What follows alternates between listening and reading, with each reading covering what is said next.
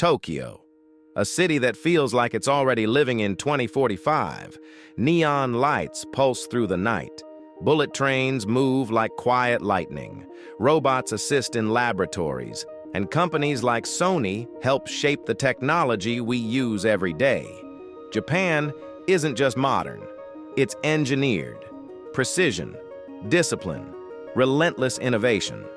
But here's the uncomfortable truth. None of this was guaranteed.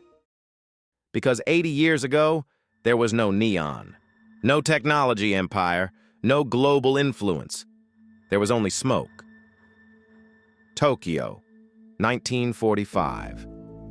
The city is barely a city anymore. Where buildings once stood, there are mountains of ash and twisted metal. Where streets once carried the noise of daily life, vendors, school children, the rattle of trams, there is now silence. A heavy, suffocating silence that presses down on everything like a second sky. Japan has surrendered. The empire that once stretched from Manchuria to the Pacific Islands is gone. Dissolved in the smoke of 2 atomic bombs and years of grinding, catastrophic war. For the Japanese people, this moment, August 15th, 1945, was not just a military defeat. It was the complete collapse of a world they had believed in.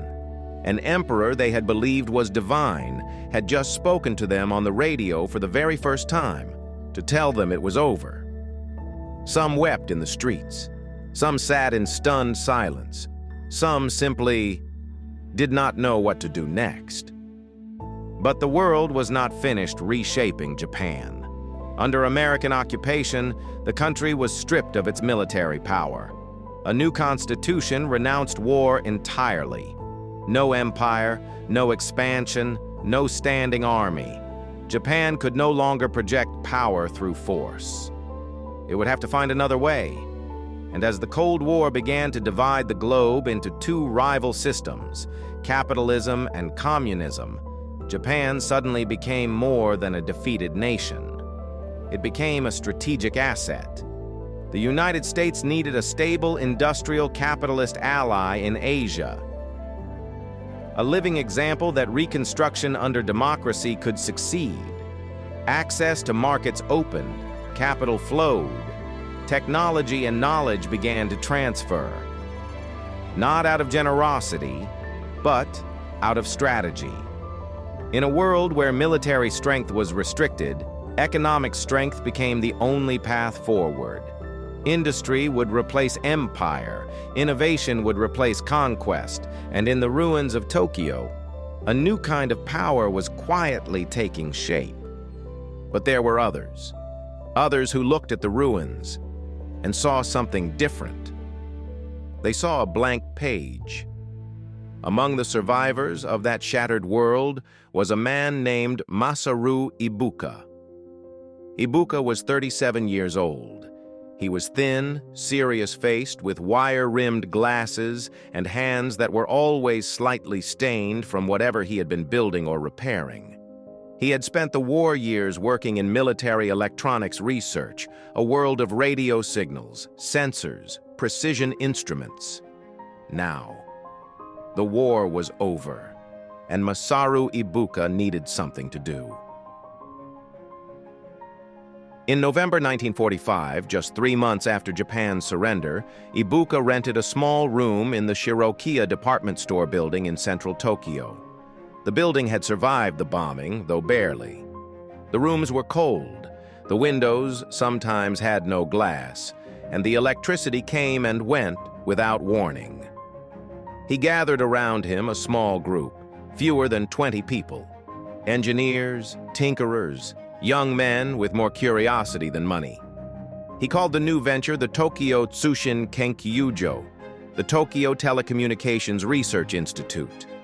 They had almost no money. They had almost no equipment. What they had was time, intelligence, and a burning need to build something. At first, they built whatever they could sell: sweetened bean paste soup, heating pads made from crude ceramic tiles, small consumer appliances that a devastated, resource-starved city might actually need. None of it worked particularly well. None of it made them rich. But Ibuka was patient. He was waiting for the right technology, the right moment, the right partner. He didn't have to wait long. In early 1946, Masaru Ibuka received a visitor. His name was Akio Morita.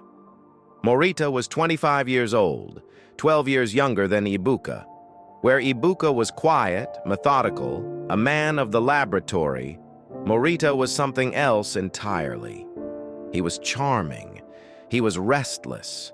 He radiated a kind of crackling energy that made people lean forward when he talked. Morita came from a wealthy family in Nagoya, brewers of sake and soy sauce for 14 generations. He was supposed to inherit the family business. He was supposed to be, in every way, a safe and comfortable man. But Akio Morita had never cared about safe and comfortable. As a teenager, he had taught himself to play classical piano, not because his family wanted him to, but because he loved it.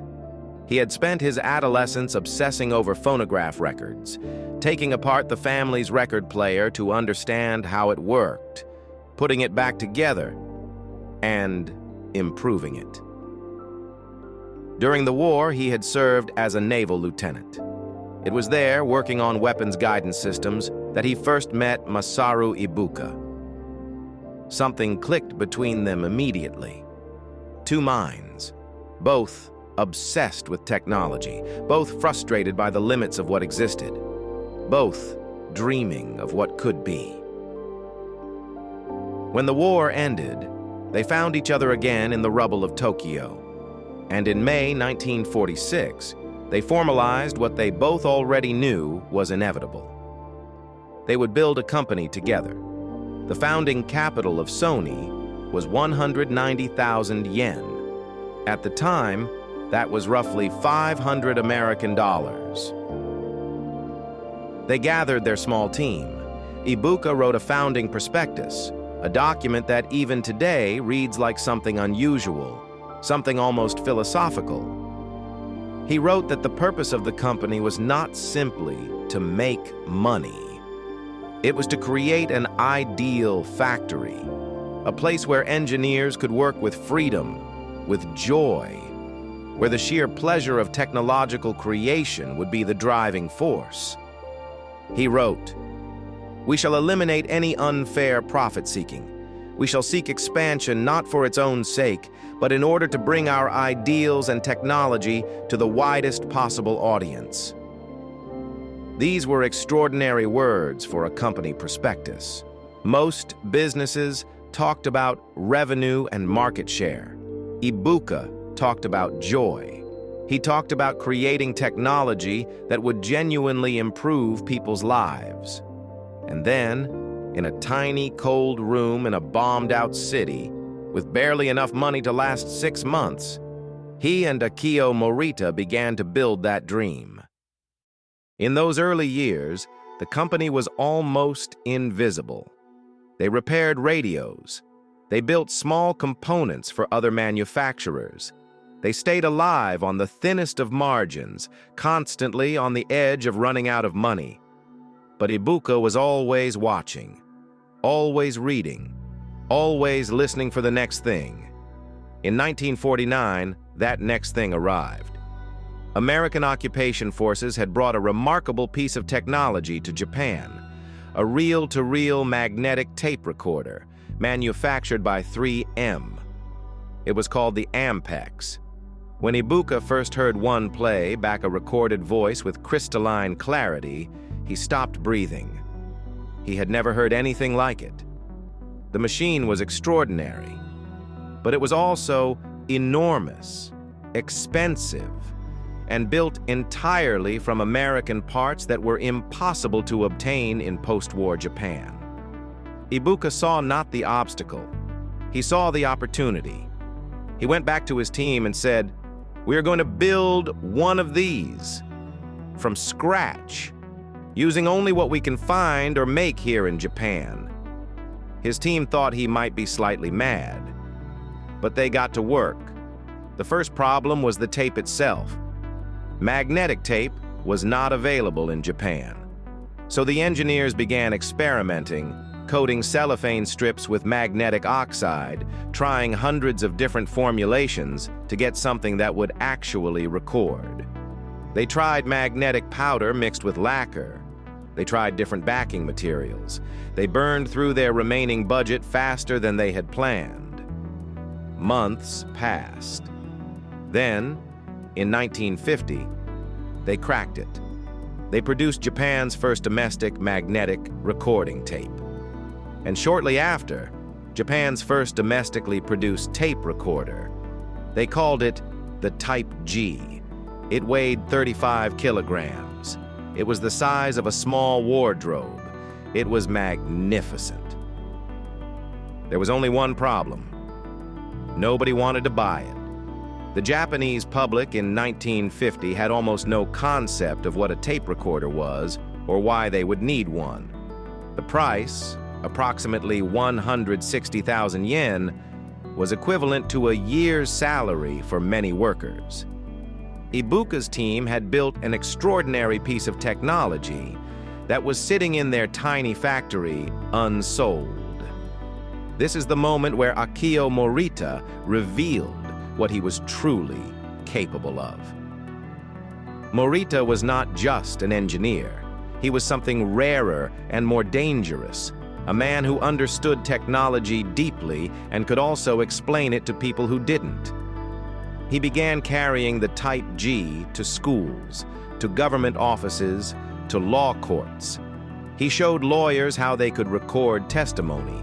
He showed the national broadcasting company NHK how they could use it for programming.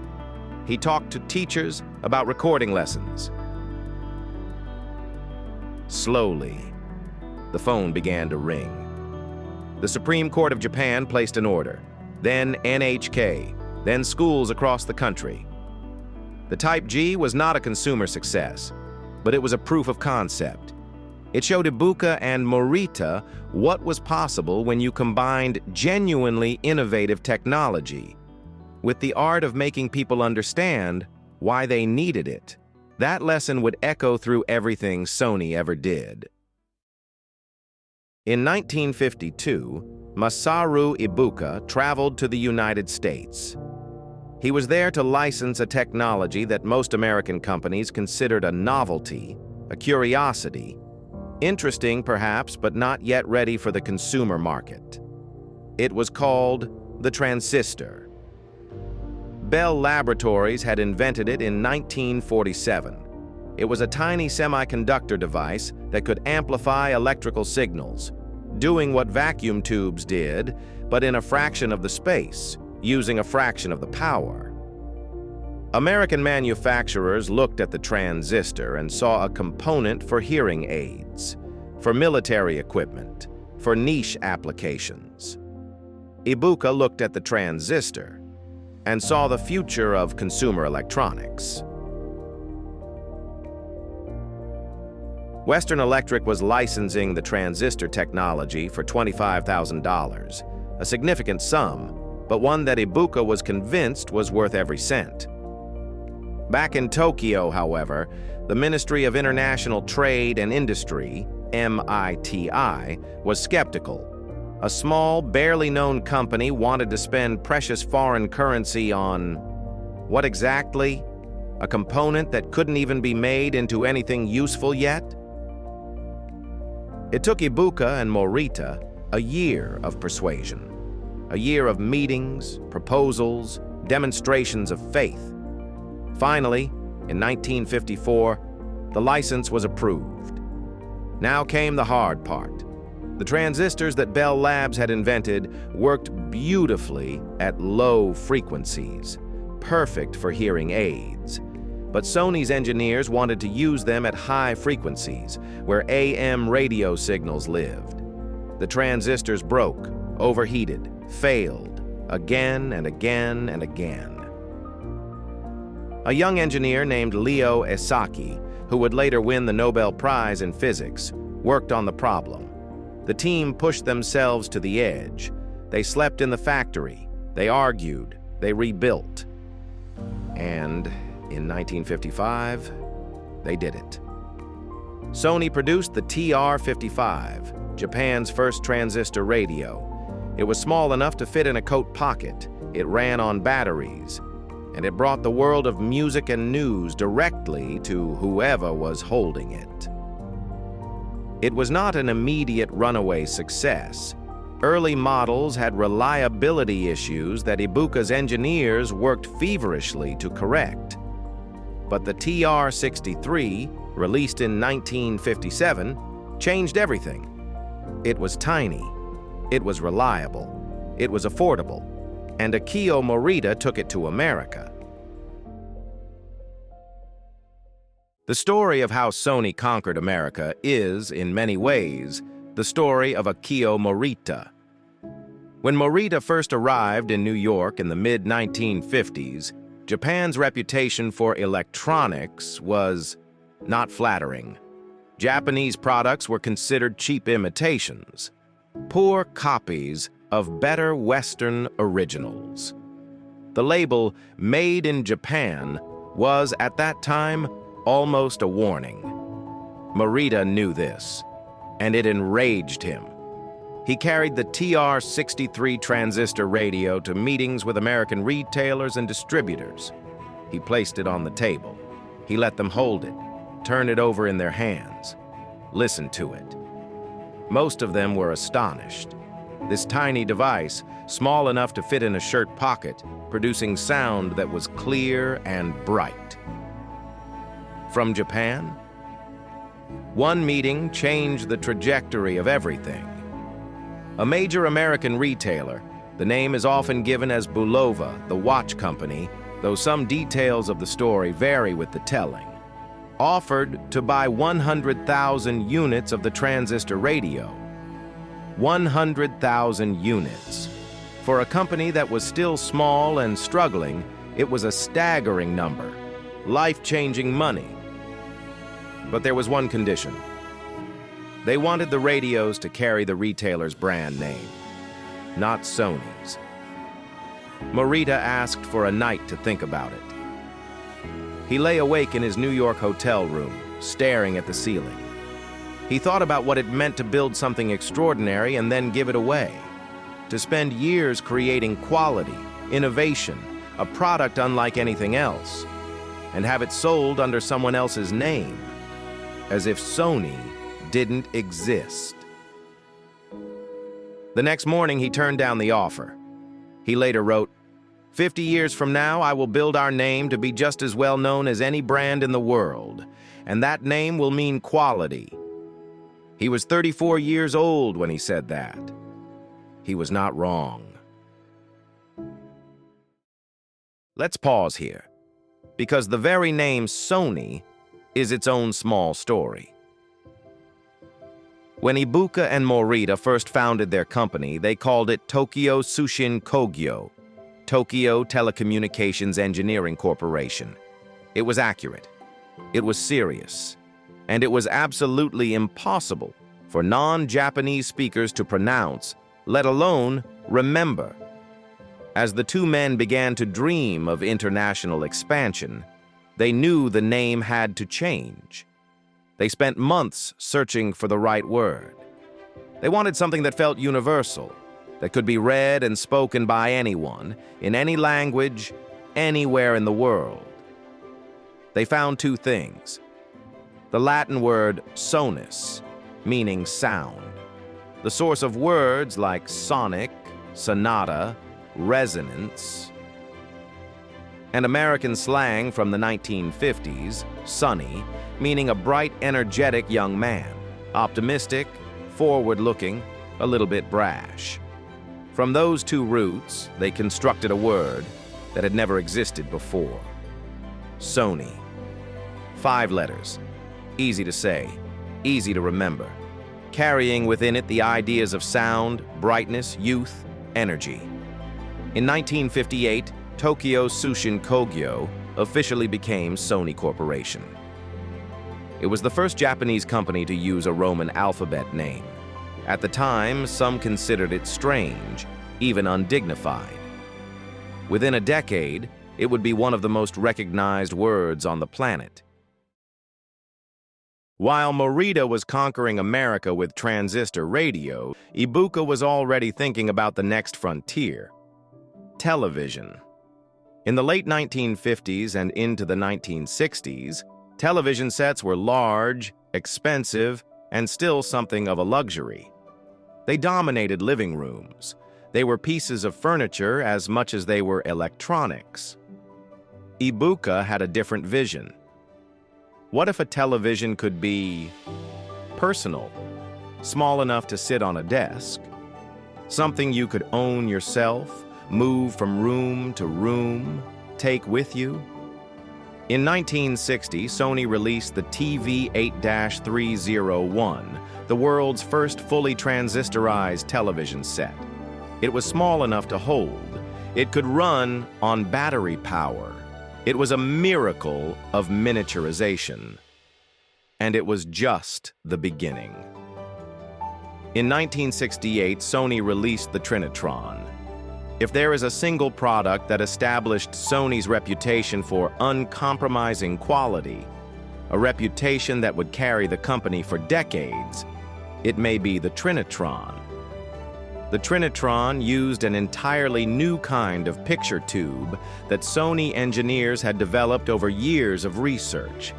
The image it produced was sharper, brighter, and more vibrant than anything else on the market. The colors were extraordinary. Customers who saw a Trinitron for the first time often refused to buy anything else. The Trinitron won Sony its first Emmy Award in 1973 for its contribution to broadcast technology. It was the first time a consumer electronics company had ever received such recognition. And it cemented a truth that Ibuka had always believed, that if you build something truly extraordinary, the world will notice. By the late 1970s, Sony was a global giant. It had offices across America, Europe, and Asia. Its televisions, tape recorders, and audio equipment were known and desired everywhere. And yet, the most transformative thing Sony ever made was still to come. The story of the Walkman begins, as so many Sony stories do, with Akio Morita. By 1978, Morita was in his late 50s. He was still restless, still hungry. He traveled constantly between Tokyo, New York, London, Los Angeles. On long flights, he loved listening to music. But the tape recorders of the era were large and heavy. You couldn't move around with them easily. Music was still, in many ways, a stationary experience. Something you did at home, sitting still. Morita began to wonder why. Around the same time, one of Sony's engineers, Nobutoshi Kihara, had built a small portable stereo cassette player for Ibuka, who also wanted to listen to music while traveling. It was a modified version of an existing Sony product called the Pressman, a journalist's tape recorder. Kihara had stripped out the recording mechanism and added stereo playback capability. It worked perfectly. The sound through headphones was extraordinary. Ibuka showed it to Morita. Morita listened for a few minutes, and then looked up with that particular expression his colleagues had learned to recognize over 30 years of working together. The expression that meant, "We need to make this." The internal reaction at Sony was not enthusiastic. The marketing department was firmly opposed. Their surveys showed that consumers didn't want a tape player that couldn't record. Without a recording function, how could you justify the price? The sales division was skeptical. How do you sell music to people on the move? The concept barely existed. Morita overruled all of them. He had a quality that is rare in large organizations, the ability to trust his own instincts even when the data said something different. He had felt something when he listened through those headphones on Ibuka's modified Pressman. He had felt free. Free from the fixed location of a living room or an office.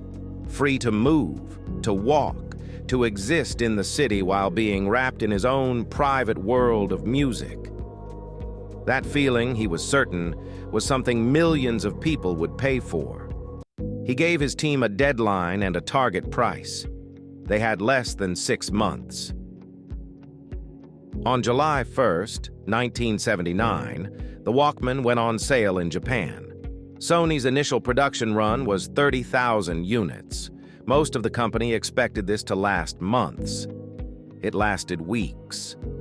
The Walkman was a sensation unlike anything Sony had seen before, or, arguably, anything the consumer electronics industry had ever seen. Within 2 months of launch, Sony was producing 50,000 units a month and still couldn't keep up with demand.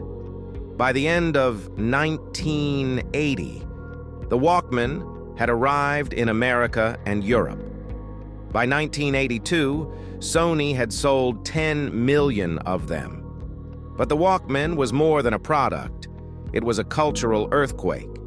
For the first time in history, music became truly personal, truly portable, truly private. A teenager walking to school, a businessman in a crowded subway, a runner in the park, all of them could now be enclosed in their own private sonic world, invisible to everyone around them. It changed how people experienced cities, how they exercised, how they commuted, how they related to their own inner lives. Music critic and writer Alec Wilder once said that the Walkman changed the relationship between human beings and sound, that it made silence a choice rather than a default. And it had come from the mind of a man who simply wanted to listen to music on an airplane. Success has a shadow side, and in the 1970s and 1980s, Sony would fight and lose one of the most famous battles in technology history, the Betamax. In 1975, Sony introduced a home video recording system called Betamax. It was technically brilliant. The image quality was superior to competing systems. The cassettes were compact and elegant. Sony was convinced they had the future in their hands. They were almost right, but almost, in technology, can be fatal. JVC, a Japanese competitor, had developed their own home video format called VHS, where Betamax cassettes could record for 1 hour, VHS cassettes could record for 2, and then 4, and then 6. The picture quality was slightly inferior, but for consumers who wanted to record an entire movie or a sporting event, the recording time mattered more. Sony had been offered the chance to collaborate with JVC and standardize on a single format. Ibuka and Morita had declined. They were convinced Betamax was better. They didn't want to compromise. The market had other ideas. Through the late 1970s and into the 1980s, VHS slowly, then decisively, won the war. Video rental stores stocked more VHS titles because more people owned VHS players. More people bought VHS players because the rental stores stocked more titles. A brutal feedback loop that no amount of technical superiority could overcome. In 1988, Sony admitted defeat and began producing VHS players. It was a costly, humbling lesson, and Morita and Ibuka took it seriously. The lesson was not, don't innovate. The lesson was, innovation alone is not enough. The standard you choose, the ecosystem you build, matters just as much as the technology itself. It was a lesson Sony would apply in ways that would reshape the entertainment industry. Through the 1980s, Akio Morita had been watching Hollywood with increasing fascination. Sony made the machines that played music and movies, but the content, the music itself, the films themselves, belonged to other companies, American companies mostly. Morita began to wonder what would happen if Sony owned both. The hardware and the software, the player and the music, the screen and the film. In 1987, Sony made its first move. It acquired CBS Records, one of the most prestigious music labels in the world, for $2 billion. It was the largest Japanese acquisition of an American company in history to that point. The deal brought Sony something extraordinary. The CBS catalog included music from Bob Dylan, Bruce Springsteen, Barbra Streisand, Michael Jackson, Beethoven, Miles Davis. 2 years later, in 1989, Sony went further. It acquired Columbia Pictures, the legendary Hollywood studio behind films like Lawrence of Arabia, Ghostbusters, and hundreds of other classics, for $3.4 billion. The reaction in America was significant. Newspaper headlines asked whether Japan was buying America. There was anger. There was concern. Politicians asked questions. Morita was undeterred. He had spent his entire career being told that Sony shouldn't, or couldn't, or wouldn't succeed in markets where it had no business being. He had always been right before. The entertainment acquisitions would take years to bear full fruit, and there would be painful, expensive struggles along the way. But the vision was clear. Sony was no longer just a maker of machines. It was becoming a creator of worlds. While the Betamax war was being lost and the entertainment acquisitions were being negotiated, Sony was also quietly winning a different battle, one that would define the next era of music. In the early 1970s, Sony and Philips had begun independently researching a revolutionary idea: storing music not on analog tape or vinyl, but digitally, as ones and zeros encoded on a disc of plastic and aluminum. It would take nearly a decade of research, engineering, and negotiation between the two companies to turn the idea into a standard. On October 1st, 1982, the world's first compact disc player went on sale in Japan. It was the Sony CDP-101. The price was the equivalent of about $900. The first CD commercially released was an album of Beethoven's symphonies conducted by Herbert von Karajan. The sound was unlike anything that had come before from a consumer device. Pure, uncompressed. No crackle, no hiss, no degradation with repeated playing. Within a few years, the CD had begun to replace vinyl records and cassette tapes as the dominant music format. By the early 1990s, it had won completely. Sony had helped kill two technologies it had itself helped create. And it had done so by building something better. In the early 1990s, Sony made an error, and from that error came something magnificent. The story begins with Nintendo. In 1988, Sony and Nintendo had agreed to develop a CD-ROM add-on for Nintendo's Super Famicom game console. Sony would build the hardware. Nintendo would provide the game's library and the brand. Sony spent years and significant resources developing what was internally called the PlayStation, a gaming peripheral that would also be able to play CD audio discs. Then, at the Consumer Electronics Show in June 1991, without any warning to Sony, Nintendo announced they were canceling the deal. They had secretly negotiated a competing arrangement with Philips instead. Sony was publicly humiliated. Ken Kutaragi, the Sony engineer who had championed the project, was furious. His bosses were furious. The relationship with Nintendo, which some at Sony had hoped would be a long-term partnership, was poisoned. But Kutaragi refused to let the technology die. He fought within Sony for years, facing skepticism from executives who didn't understand gaming, who saw it as a children's toy market beneath Sony's dignity, to develop and launch a standalone Sony gaming console. On December 3, 1994, the original PlayStation went on sale in Japan. It was a revolution. The PlayStation used CD-ROMs instead of cartridges, allowing for vastly larger, richer games with cinematic quality graphics and music. It supported a generation of developers who created experiences that were, for the first time, genuinely comparable to movies in their ambition and scope. Resident Evil, Final Fantasy VII, Metal Gear Solid, Tomb Raider.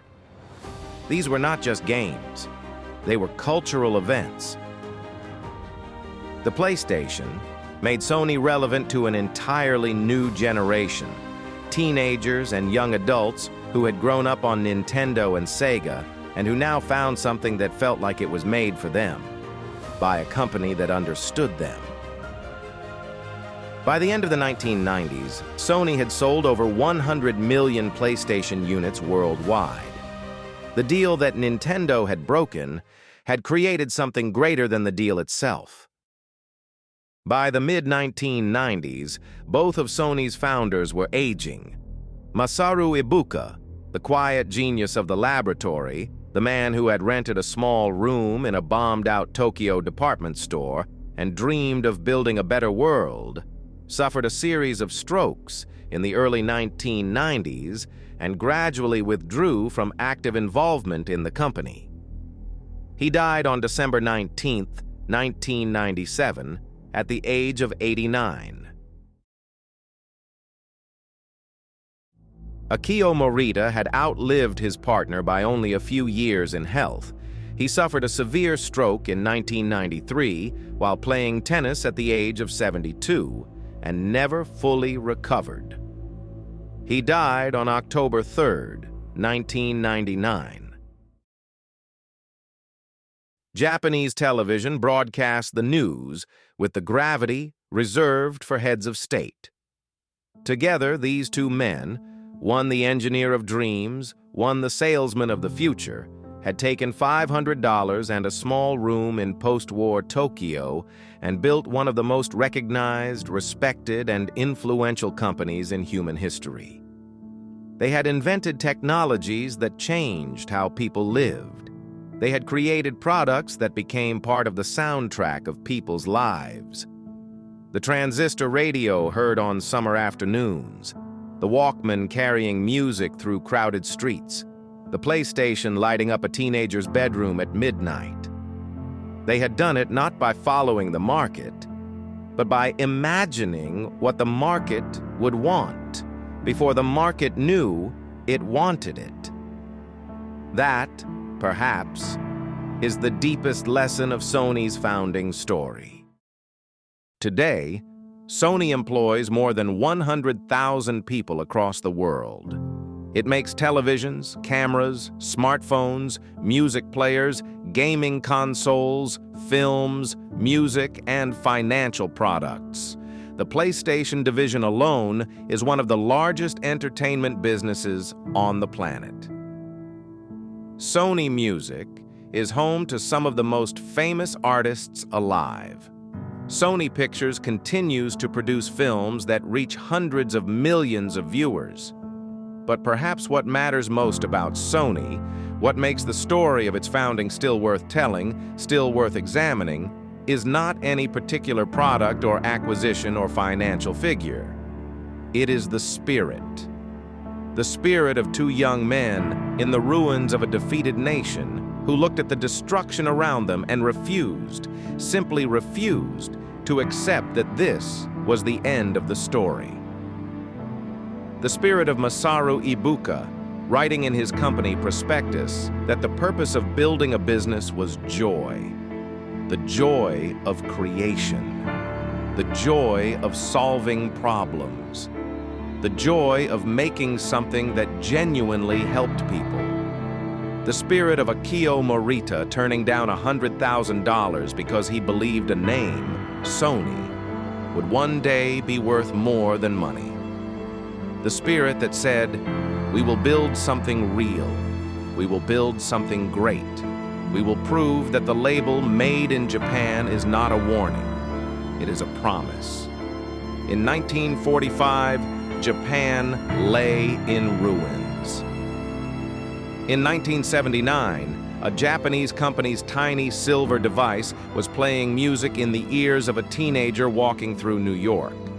In 1994, a Japanese gaming console was changing what it meant to tell stories through technology. And at the center of it all, at the very heart of this journey from ash to icon, were two men in a cold room with wire-rimmed glasses and ink-stained hands. And something that turned out to be more powerful than money, more durable than any product, more enduring than any empire. They had a dream, and they were stubborn enough to build it.